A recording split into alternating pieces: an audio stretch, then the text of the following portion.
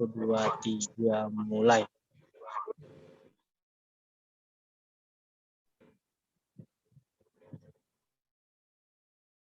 Assalamualaikum warahmatullahi wabarakatuh. Salam sejahtera bagi kita semua. Jadi pada pertemuan kali ini kami dari kelompok 3 yang akan membahas tentang perkembangan kurikulum dari masa ke masa.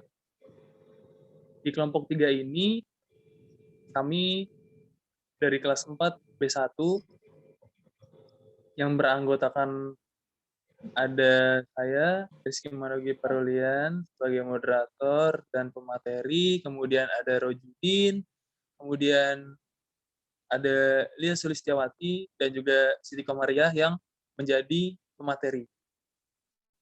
Kemudian kita masuk kepada materi yang pertama, apa itu kurikulum dan bagaimana sejarah perkembangan kurikulum dalam pendidikan di Indonesia.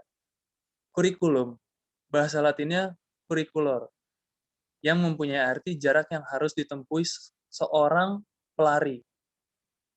Kurikulum sendiri merupakan sejumlah mata pelajaran yang harus dipelajari oleh peserta didik dalam jangka waktu yang tertentu. Jadi bisa pada saat yang bersamaan maupun tidak bersamaan. Opsional, lebih cenderung fleksibel. Kemudian di Indonesia sendiri telah mengalami perubahan kurikulum sebanyak 11 kali dari tahun 1947 hingga 2013 yang biasa dikenal sebagai Kartilas Kurikulum 13 atau K13. Kemudian kita masuk kepada perkembangan kurikulum yang akan disampaikan oleh Saudari Lia dan juga Siti Komaria. Dipersilakan. Oke, baik. Terima kasih kepada Saudari Manogi. Langsung saja, yang pertama ada kurikulum 1947 atau disebut sebagai Rencana Pelajaran 1947. Nah, ini adalah kurikulum pertama sejak Indonesia merdeka. Perubahan pendidikannya yang lebih bersifat politis dari orientasi pendidikan Belanda ke kepentingan nasional. Saat itu ditetapkan atas asas pendidikan ditetapkan Pancasila. Kurikulum ini sebutan Rencana Pelajaran 1947. Dan kurikulum ini baru dilaksanakan pada 90. Karena kurikulum ini lahir di kala Indonesia baru merdeka, maka pendidikan yang diajarkan lebih menekankan pada pembentukan karakter manusia Indonesia merdeka, berdaulat, dan sejajar dengan bangsa lain di muka bumi ini. Fokus Rencana Pelajaran 1947 sendiri tidak menekankan kepada pendidikan pikiran, melainkan hanya pendidikan watak, kesadaran bernegara dan bermasyarakat saja. Yang kedua ada kurikulum 1952 atau Rencana Pelajaran Terurai 1952. Nah, Rencana Pelajaran Terurai 1952 ini pada kurikulum ini sudah mengarah pada suatu sistem pendidikan Indonesia yang setiap pelajarannya dihubungkan dengan kehidupan sehari-hari. Adanya silabus mata pelajaran menunjukkan secara jelas seorang guru mengatur satu nama pelajaran. Lalu yang ketiga ada kurikulum 1964 atau Rencana Pendidikan 1964. Nah, pemerintahan menyempurnakan sistem pendidikan pada 1964 ini. Kurikulum ini bercirikan bahwa pemerintahan mempunyai keinginan agar rakyat mendapatkan pengetahuan akademik. Untuk apa? Untuk pembekalan pada jenjang SD atau sekolah dasar. Sehingga pembelajarannya dipusatkan pada program Pancawardana, yaitu pengembangan moral, kecerdasan emosional atau artistik, keprigelan atau keterampilan, dan jasmani. Yang selanjutnya akan dilanjutkan oleh teman saya, Saudari Siti Komaria. Kepadanya disilakan. Ya, baik. Yang selanjutnya ini yang akan saya bawakan yaitu kurikulum 1968. Kurikulum 1968 ini merupakan perwujudan dari perubahan orientasi pelaksanaan Undang-Undang Dasar 1945. Nah, pada masa ini mulai pada era permulaan kekuasaan Presiden Republik itu Bapak Soeharto yang dikenal dengan sebagai era Orde Baru. Nah, pada pergantian menjadi kurikulum 1968 ini bersifat politis untuk mengganti rencana pendidikan 19 yang diklasifikasikan sebagai produk unggulan. Nah, tujuan dari kurikulum ini yaitu lebih kepada pembentukan manusia berdasarkan Pancasila. Selanjutnya ada kurikulum 1975. Menurut Mujito, lahirnya kurikulum 1975 karena pengaruh konsep di bidang manajemen MBA. Sedangkan kurikulum 1975 ini menekankan pada tujuan agar pendidikan lebih bersifat efisien dan efektif. Sehingga yang menelatar belakangi adalah pengaruh konsep di bidang manajemen yaitu MBA itu sendiri. Dan pada kurikulum ini menekankan kepada banyaknya dikritik banyak kalangan. Pada hal ini merupakan bagian administrasi pengajaran. Mungkin sebagian orang tidak menyukai pembaharuan, sehingga lebih menyukai cara lama. Usia kurikulum 1975 ini cukup lama, yaitu 9 tahun. Kemudian berganti pada kurikulum 1984. Selanjutnya yaitu kurikulum 1984 atau CBSA. Kurikulum ini 84 ini sering disebut dengan kurikulum 1975 disempurnakan. Kurikulum ini mengusung pendekatan proses keahlian. Dan pada kurikulum ini mengutamakan pendekatan prosesnya, tapi dengan memperhatikan faktor tujuannya. Kemudian kurikulum ini juga disebut sebagai kurikulum 1975 yang disempurnakan. Selanjutnya pemateri akan disampaikan oleh Saudara Manogi. Silakan.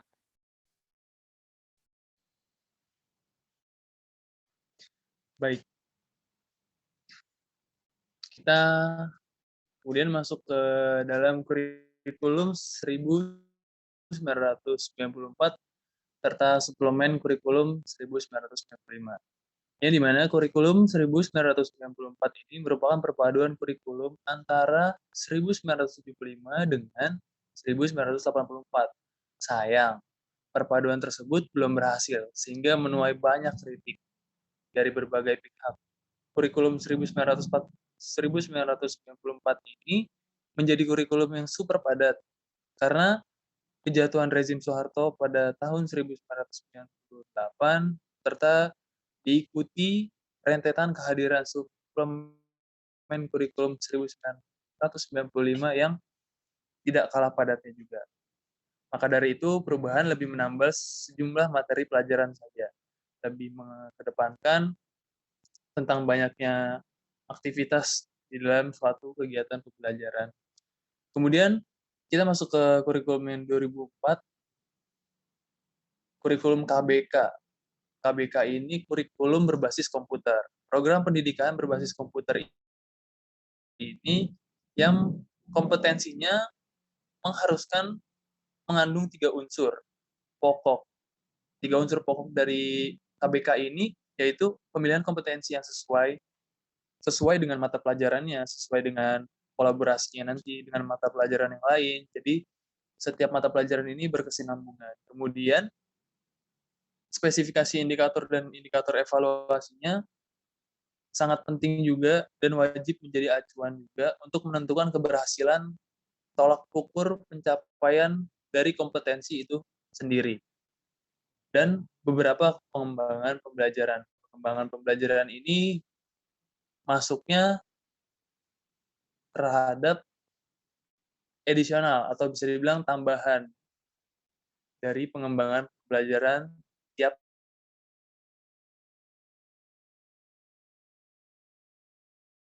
untuk materi selanjutnya yang akan dibawakan oleh Rojudin. Dipersilakan. Baik, terima kasih kepada Saudara Manogi. Yang selanjutnya yaitu ada KTSP. Lahirnya kurikulum 2016 ini itu sangat didasari dengan terbitnya Permen atau Peraturan Menteri Nomor 24 Tahun 2026 yang mengatur suatu pelaksanaan Permen Nomor 22 Tahun 2006 tentang standar isi kurikulum dan Permen Nomor 23 Tahun 2006 tentang standar kelulusan. Nah, perbedaannya itu tentu sangat menonjol, terletak pada kewenangan dalam penyusunannya yaitu mengacu pada jiwa dan desentralisasi sistem pendidikan itu sendiri. Itu untuk KTSP. Nah, setelah KTSP ada lagi kurikulum 2013 atau K13.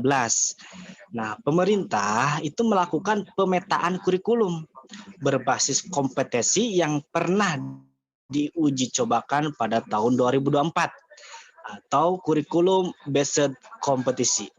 Jadi kurikulum 2013 berbasis kompetensi yang memfokuskan pada pemerolehan kompetensi-kompetensi tertentu oleh peserta didik.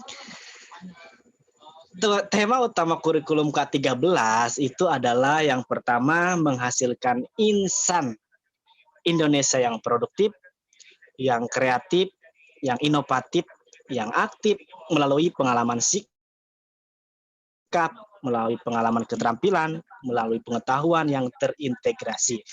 Nah, untuk saat ini ya tidak semua sekolah menggunakan kurikulum yang sama. Masih ada yang menggunakan KTSP, masih ada yang menggunakan K13, ada juga yang menggunakan K13 revisi. Nah, namun pada akhirnya toh akan menggunakan kurikulum yang sama, yaitu K13 revisi. Nah, K13 revisi ini pun masih mengalami penyesuaian-penyesuaian. Karena yang kita ketahui sekarang, kita sedang masa pandemi, ditambah program Merdeka Belajar, ditambah program kampus mengajar, kampus Merdeka, itu harus ada lagi penyesuaian dalam K13 revisi. Nah, itu untuk K13. Mungkin itu materi dari kami, selebihnya saya serahkan kepada moderator. Baik, terima kasih kepada saudara Rojudin dan juga teman-teman yang lain, baik dari Lia Sulistiawati serta Siti Komaria. Kemudian kita masuk ke dalam kesimpulan dari materi yang sudah kita bawakan tentang perkembangan kurikulum dari masa ke masa.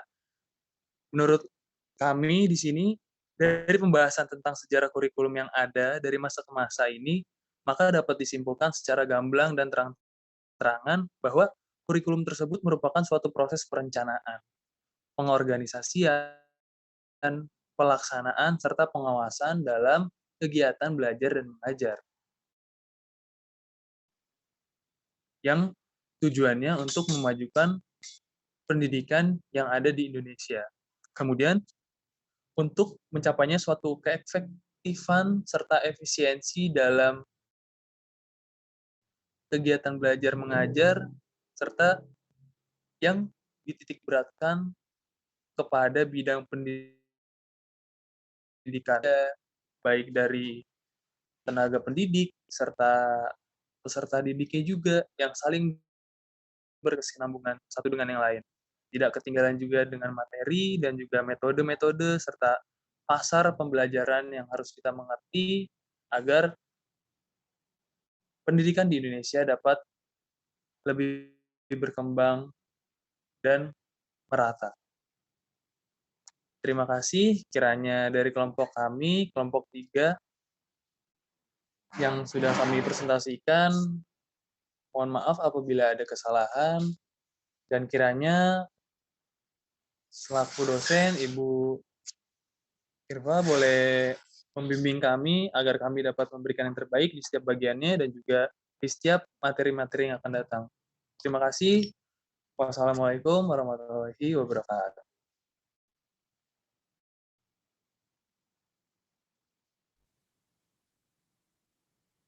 Udah nih.